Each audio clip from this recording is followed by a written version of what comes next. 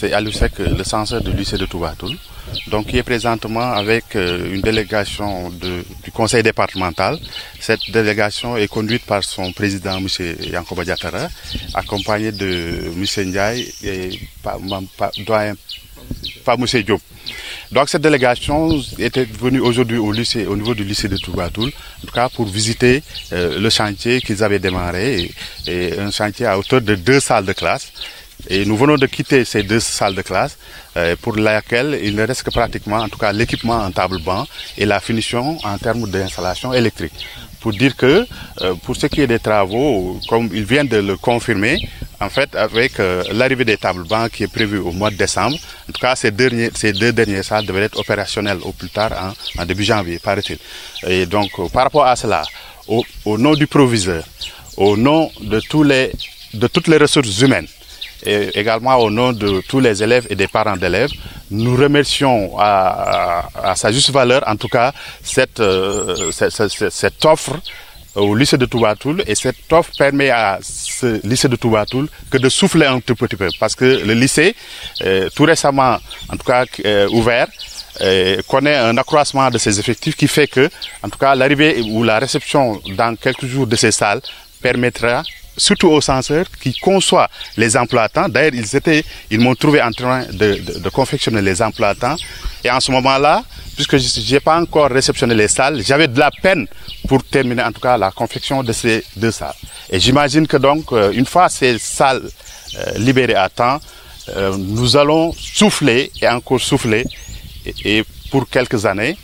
Et comme nous l'avions dit lors, en tout cas, du démarrage de ce projet, nous sommes dans une commune qui compte 96 villages, qui polarise 96 villages, pour dire que l'accroissement, en tout cas, de l'effectif du lycée est... Alors, est-ce que vous pouvez revenir sur l'effectif du lycée?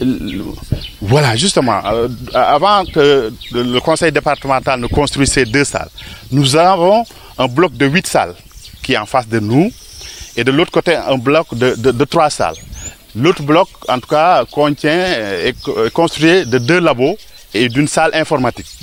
La salle informatique n'était pas encore jusqu'ici équipée. Et avec l'accroissement des effectifs qui va créer son dos en un temps record, on est obligé de faire de la salle Internet une salle de classe.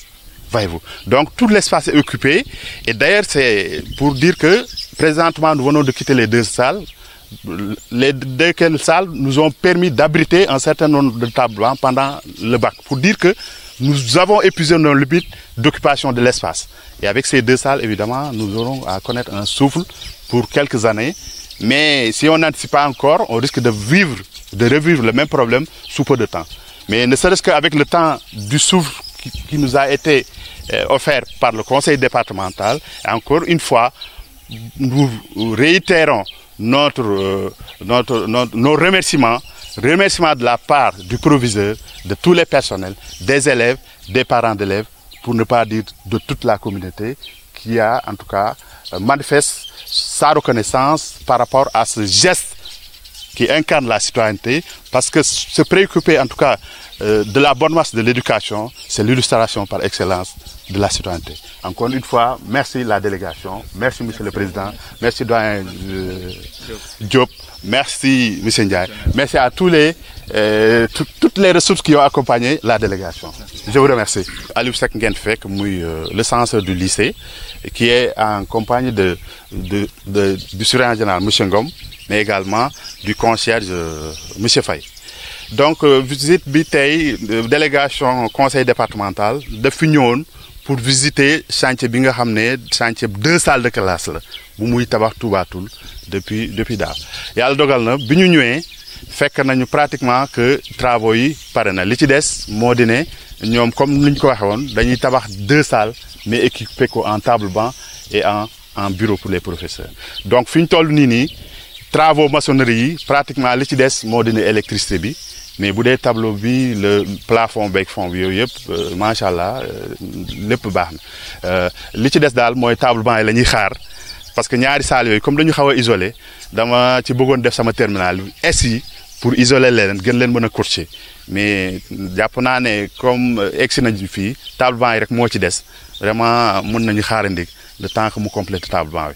Donc ci geste boobu nga xam ne ñaari salle yooyu fi ko conseil départemental ñëwee tabax ko lycée Toubatoul dafa fekkoon li ñu am ci salle effectif yu élèves yi dépassé ko lu sori kon jàpp nañ ne loolu su ñëwee mu ngi mel ni ku ñu fekk ñu daw ba bëgg a jeexal mu ñëw indil ñu ay nu ñu ko waxeeti mu ñëw fekk ñu ak paanu ndox pour que ñu mën a continuer suñu course boobu noonu encore une fois par rapport à ça ñuy sant conseil départemental bi ak délégation bi mu àndal ci turu proviseur bi nga xam ne mooy lycée de Toubatoul ci turu personnel ñëpp ñi nga xam ne ñu ngi fiy liggéey rawatina élèves yi rawatina parents d'élèves yi nga xam ne en tout cas ñoom it dañuy yëg manqué te classe bi parce que ñoom ñi fi dëkk déjà seeni doom fi la ñuy jàngee mais boo xoolee avant le CM de Réfane le lycée de Réfane donc mbokki Kër Samba Kane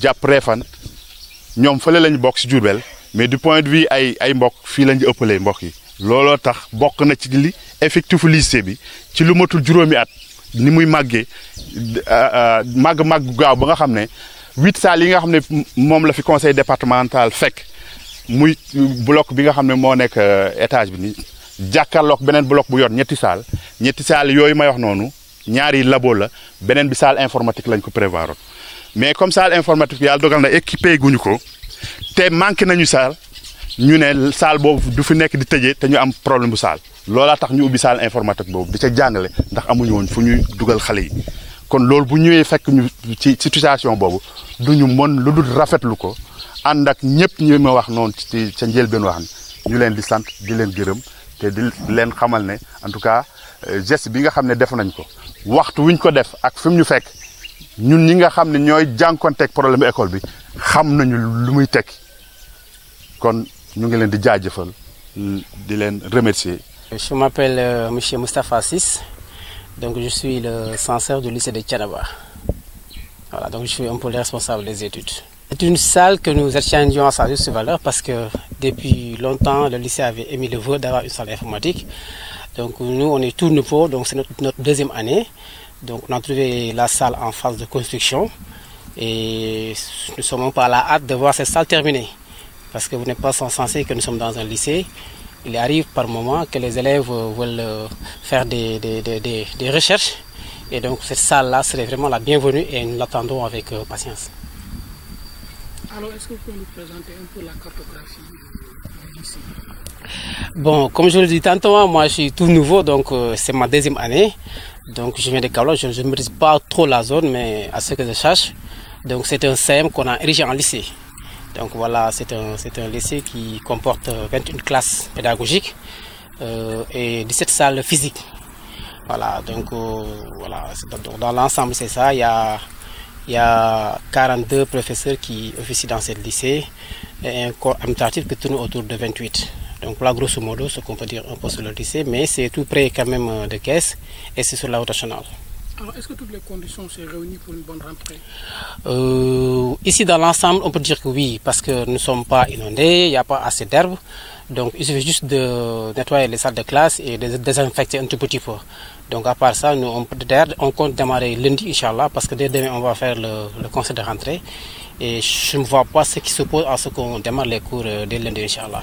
Nous avons un conseil départemental que ñun bi ñëwé ci lycée bi yagul daaw rek la ren ji moy suñu ñaarelu at donc bi ñëwé fekk nañ fi salle bi mu nekk en construction ñu xamal nañu né salle informatique la mu nekk lu rafetlu trop parce que do leen umpale ne ci école lycée lañ nekk te xalé yi dina toll ci mois yo xamanteni dañuy soxla salle bi trop pour mën def ay yenn recherche yi donc lycée moom mënul ñàkk salle informatique donc ñoo ngi ñaan salle bi egg si jàmm parce que xalé yi soxla nañ ko lool sax.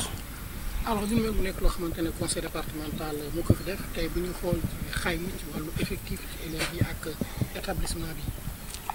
waaw ma wax sànq rek man ni comme ñu ni fi ñëw bees donc maîtriser guñ données yëpp mais liñ ci xam daal moo di ne lycée bi dans son ensemble mën nañu wax ni effectif élèves yi mu ngi tourner autour de ay 1150 élèves professeurs yi mat nañu lu mat ci ñeent fukk ak ñett surveillants yi ñoo ngi ci nombre ay ñaar fukk bon ñëpp au total ak administration bi ay fukk ak juróom-ñett à peu près donc lycée bi am na fukki classe ñaar fukki classe ak benn pédagogique mais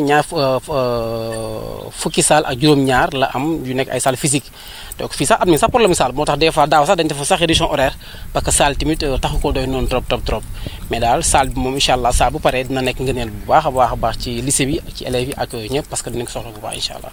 alors ci wàllu ubbite bi est-ce que conditions yëpp taxaw na pour waaw ñun fii yàlla def na amuñu problème bu particulier comme yeneen école yi ndaxte amul ndox mu fi taa bu bari amul aussi ñax mu bari ce qui fait que ñun incha allah rabbi xam naa fii ak lundi normalement war nañu mën démarrer cours yi xale yi ñoom suba la ñuy ñëw prof yi ñoom tijji nañ ñu démb d'ailleurs sax suba moo nekk suñu conseil de rentrée donc suñu paree rek incha allah en temps yëpp pare na xam naa daal lundi bi yàlla defee jàmm mën nañu démarrer cours yi incha allah. te monsieur Malick Wade principal du CM de Ndiakhou. Voilà, vous avez des réalisations du conseil départemental dans votre CM, votre appréciation? Oui, tout d'abord, je tiens à donc dire que nous sommes là au CM de Thiès-Nord pour visiter donc les locaux du bloc administratif du CM de Thiès-Nord. Et vraiment, ce que nous avons vu nous a vraiment émerveillés. Vraiment, et c'est un bloc entièrement financé par le conseil départemental. Et véritablement, nous apprécions en tout cas sa juste valeur, ce geste qu'ils ont eu donc à faire, en tout cas pour accompagner l'école sénégalaise de façon générale et l'école au niveau de l'académie de Thiès. Bon, nous, au niveau de Ndiakhou, nous avons eu à bénéficier effectivement de la construction de 2 salles de classe, alors qu'avant nous travaillions dans des abris provisoires, ce qui était extrêmement difficile pour nous et pour nos élèves, parce que souvent, s'il y a des intempéries, donc des vents accompagnés de poussière, c'est difficile. Nous arrivons à peine à travailler. Et en général, nous libérions les élèves. Mais donc, ce geste vient vraiment nous soulager. Et en plus de cela, ils sont en train de construire le mur de clôture, n'est-ce pas? Cela aussi pour sécuriser un peu les lieux.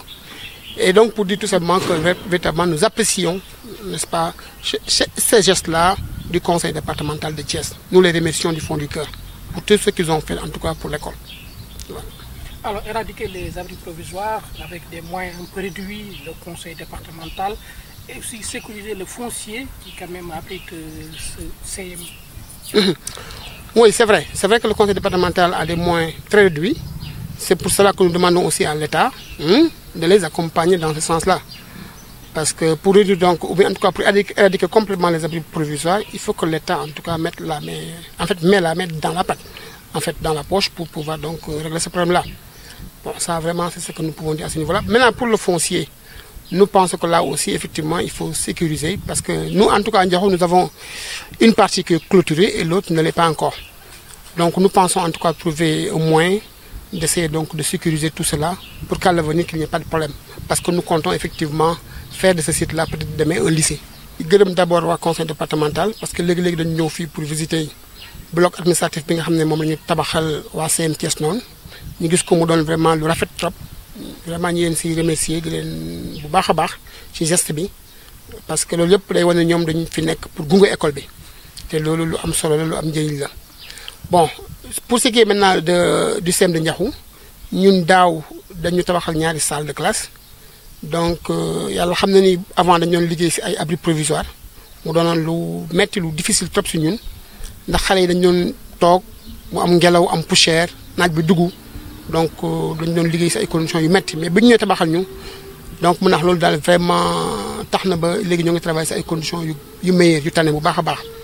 En plus ñoo ngi ñu tabaxal actuellement benn mur de clôture pour gën a sécuriser école bi daal donc loolu tamit lu am solo la donc loolu yëpp daal en tout cas ñu ngi leen si remercier et loolu si tuuru autorité académique yi aussi ak si tuuru corps professoral bi ak si tuuru population yëpp ñu ngi leen si remercier bu baax a baax di leen sant di leen gërëm. Alors très bien bu ñuy xool rek ci wàllu li nga xamante ne mooy wàllu suuf ak jafe-jafe yi ci gis bi ci biir dëkk bi ñu gis ni conseil départemental seen moyen bariwul te ñoom ñu ngi jéem di jàppale pour rek dindi fi ay abri provisoire mais aussi jàppale leen pour rek ngir mën a aar li nga xam ne moo des ci établissement yi. waaw dëgg la donc conseil départemental comme ni nga ko waxee seen i moyens bariwul moo tax ñuy woo vraiment nguur gi aussi ñoom it ñu gën si jàpp def si seen loxo bu baax ndax abri provisoire yi ñu mun ko mu en tout cas mu mën a nekk suñu ginnaaw parce que du loo xam ne lu rafet la si école sénégalaise. Bon wàllu foncier bi nag maintenant am na benn partie bu des si école bi bon ñu bëgg véritablement ñu jàppale ñu si pour vraiment ñu bañ ko foqati si suñuy loxo ndax dañu am yaakaar ëllëg def ko mu nekk un lycée donc pour loolu il faut que ñu jàpp si autorités yi jàpp si surtout autorités municipales yi vraiment loolu lañ ci mën a wax pour l'instant. Une délégation du conseil départemental de Thiès constituée du premier secrétaire élu, du secrétaire général, des agents administratifs, mais également de nos partenaires et du représentant de l'ARD, a effectué une visite de chantier donc, au niveau des différents sites donc, du département de Thiès où le conseil avait initié un certain nombre de travaux pour accompagner naturellement le système éducatif thiessois, l'académie de Thiès. Donc c'est ainsi que nous avons débuté ce matin par le lycée de Toubatoul où nous réalisons 2 salles de classe qui sont même fonctionnelles aujourd'hui. Il ne reste que peut-être les tables bancs et l'électricité. Nous avons également fait un tour à Ndiakhou où nous avons réalisé 2 salles de classe mais également avec un mur de clôture qui est en construction. Nous avons également fait un tour à Thiénaba où nous faisons une construction d'une salle informatique. Et aujourd'hui, nous sommes à Thiès-Nord, dernière étape de cette visite. À Thiès-Nord, nous avons réhabilité le bloc administratif, qui était une forte demande donc, de l'administration du SAEM. Mais pour dire tout simplement, d'une manière générale, que le conseil départemental est engagé aux côtés des acteurs de l'éducation, aux côtés des acteurs de l'école. Et malgré les maigres ressources, nous avons pris l'option de mettre 50% de notre budget d'investissement dans le système éducatif. Donc aujourd'hui, je pense que les résultats sont visibles et nous avons même une autre étape donc, à visiter, c'est l'étape de Kayar, de Kermousse, donc de Kermatar et autres. Et même dans le budget de 2018, nous avons également prévu de réaliser d'autres salles de classe. Par exemple, nous allons poursuivre le projet Une commune, un lycée en réalisant les premières donc de Kayar et de Kermousse. Donc, mais également, nous avons prévu d'accompagner le CM de R100. Vous savez, R100 a été érigé en CM, pas R102. R100, proprement dit, a maintenant un CM. Mais ils n'ont pas assez de salles de classe. Nous avons prévu aussi de les accompagner, donc de même que l'équipement de toutes les salles de classe. Donc, nous avons également prévu d'accompagner, par exemple, le CM de Djibril Diaw, le CM également comment ça s'appelle, le CM de Fayou, mais également nous avons prévu d'accompagner un peu l'érection de comment ça s'appelle encore, Ndiéyène Sirakh en lycée. Parce que vous savez, Ndiéyène Sirakh a assez de salles de classe, mais il n'est pas encore érigé en lycée. Et ça également, nous sommes en train de travailler avec le président de la commission éducation pour que Ndiéyène Sirakh soit érigé en lycée. Parce qu'ils ont assez de salles de classe, ils n'ont pas de problème de salle. Le seul problème ici à Thiès que nous avons constaté, donc c'est au niveau de Tasset. C'est à Tasset où nous n'avons pas encore débuté donc, les constructions du fait simplement du comportement du maire. Parce que le maire malheureusement n'a pas pu respecter ses engagements par rapport donc, à ce qu'on avait retenu. C'est pourquoi malheureusement Tasset risque d'être la seule commune où peut-être les investissements que nous avions prévus ne seront pas réalisés. Et ça c'est regrettable quand même pour les élèves Tasset parce qu'ils sont obligés de venir jusqu'à Noto malheureusement pour ce qui est du secondaire. Et ça c'est regrettable. Donc ça c'est ce que nous sommes en train de faire. Maintenant dans les autres secteurs aussi, de la santé et autres, nous sommes en train de faire les mêmes investissements. Alors est-ce que vous pouvez revenir sur le coût global de ces investissements dans le département? Oui, vous savez, le budget d'investissement du conseil départemental tourne annuellement autour de entre 70 et autour de 70 millions. Et 50% est consacré à l'éducation. Donc je pense que c'est une trentaine de millions donc, par an donc, qui sont investis dans l'éducation. L'année dernière, c'était 35. Cette année, on a mis 30. Même 2018 également, on met 30. Donc c'est la même chose. Ça va se poursuivre aussi en 2019. Parce que notre souhait, notre ambition, c'est de pouvoir réaliser, comme nous l'avions dit, combler la carte scolaire. C'est-à-dire que dans toutes les communes, il n'y a pas de lycée. Réussir à faire un lycée avant la fin du mandat. C'est-à-dire que si on réalise cette année les premières au niveau de Kermousse et de Kayar, l'année prochaine, en 2019, on met les terminales. Et nous aurons réussi quand même à mettre des lycées donc dans toutes les communes du département de Thiès, à l'exception de Tasset. Et comme j'ai dit, c'est lié malheureusement au comportement du maire. Lié au comportement du maire. Alors, est-ce qu'il y a des démarches que vous avez prévues avec l'académie quand même, quand on parle d'une commune, un lycée, et Tasset fait partie du département de Thiès? Oui, mais vous savez, quand on a conçu le projet, on l'a conçu avec les autres académiques. Nous avions lancé donc une réflexion au niveau du conseil départemental et l'IA participe de manière régulière à nos rencontres. Et d'ailleurs, il faut dire que même le choix des investissements, donc c'est l'IA plus ou moins qui nous aide, qui nous oriente sur les investissements prioritaires. C'est pour dire simplement que nous travaillons en symbiose avec l'IA et aujourd'hui, je pense que les résultats sont là. Et maintenant, il faut travailler à mobiliser davantage de ressources pour l'éducation, pour l'école. C'est pourquoi c'est l'occasion pour nous de lancer un appel aux partenaires donc, du conseil départemental. Donc nous avons aujourd'hui à Thiès. Thiès est réputée comme étant la première région minière du pays. Ça, pour nous, ça doit se traduire par un accompagnement réel donc, dans les secteurs prioritaires, comme l'éducation et la santé. Et ça, c'est l'occasion pour nous de lancer un appel à tous les partenaires pour qu'ils accompagnent davantage le conseil départemental dans ses projets prioritaires, surtout dans le domaine de l'éducation et de la santé. Également dans le santé, vous avez fait dans le département. Est-ce que vous pouvez revenir un peu sur ces investissements? Oui, dans le domaine de la santé, comme vous savez, nos investissements les plus importants se passent au niveau de l'hôpital régional de Thiès, mais en même temps aussi nous accompagnons les districts sanitaires, surtout dans le cadre du projet de lutte contre la mortalité maternelle et infantile. C'est dans ce sens que nous avons réalisé la maternité de Pout. Nous sommes en train de réhabiliter donc, le poste de santé de Ndoukoumane, mais également donc, nous sommes en projet pour réaliser en fait, un centre d'ophtalmologie à Khombol et autres.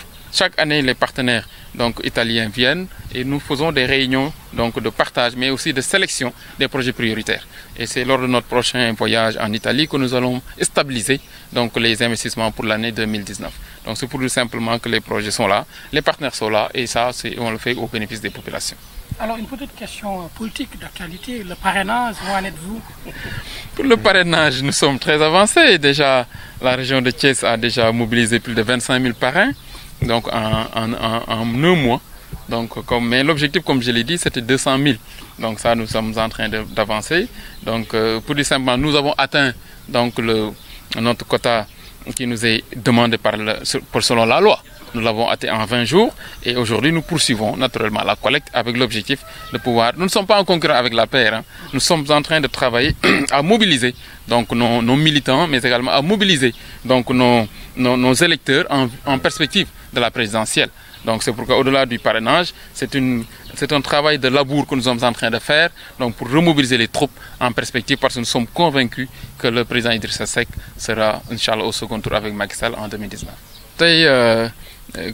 Bureau conseil départemental ak administration bi ñoo jugoon ak suñu partenaires yi dem di xool di saytu investissement yi nga xam ni conseil départemental mu ngi koy def ci biir département bi comme ni ngeen ko xamee mbiru njàng dafa am solo trop ci conseil départemental dafa bokk ci secteur prioritaire yi nga xam ni moom lañ jiital muy njàng surtout ak faj wér-gu-yaram muy santé donc ba tax na tey dañu ñëwoon xool si rek travaux yi fan la toll ndax am na travaux yu bëri yu engagé ci département bi te il fallait ñu ñëw xool fan la toll surtout que à rentrée bi suba la yàlla dogal na bi ñu demee lycée Touba Toul gis nañu ñaari salle de classe yi pare na li ci des rek mooy table banc yi pour xale yi commencer te loolu defe naa dinañ accélérer procédure bi pour que table banc yi ñu mën ko livrer à temps bi ñu fa jógee ñu di jaar CM Ndiakhou moom tamit vraiment ñaari salle de classe yi pare na clôture bi rek moo des te travaux yi xam naa dina reprendre bientôt ñu jóge fa daal di ñëw aussi Thiénaba salle informatique lañ leen di defaral ñoom tamit soxla nañ ko te je pense que aussi entrepreneur bi jël na ay engagement pour terminer travaux très rapidement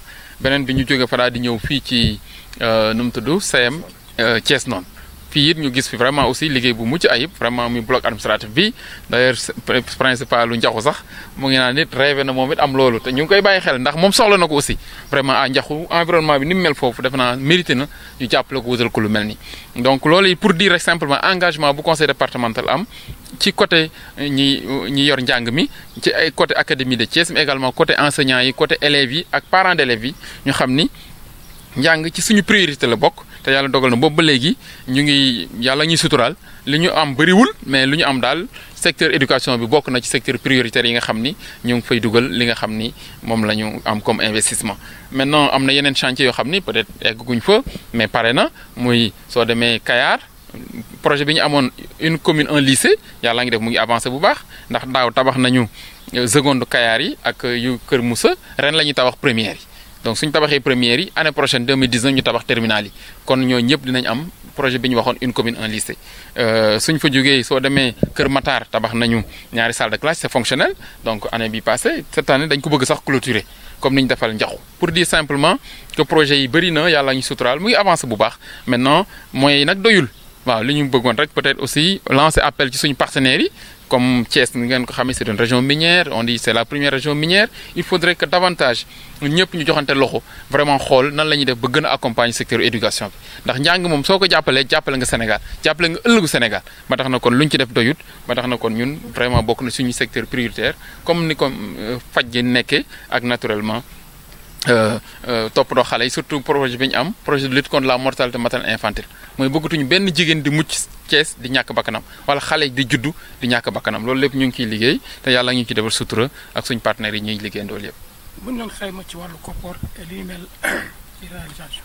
waaw xam nga conseil départemental budget bëriwul budget malheureusement ci investissement yi en général juróom-ñaar fukki millions la ñuy jox mooy 70 millions su ñu joxee 70 millions dama naan rek.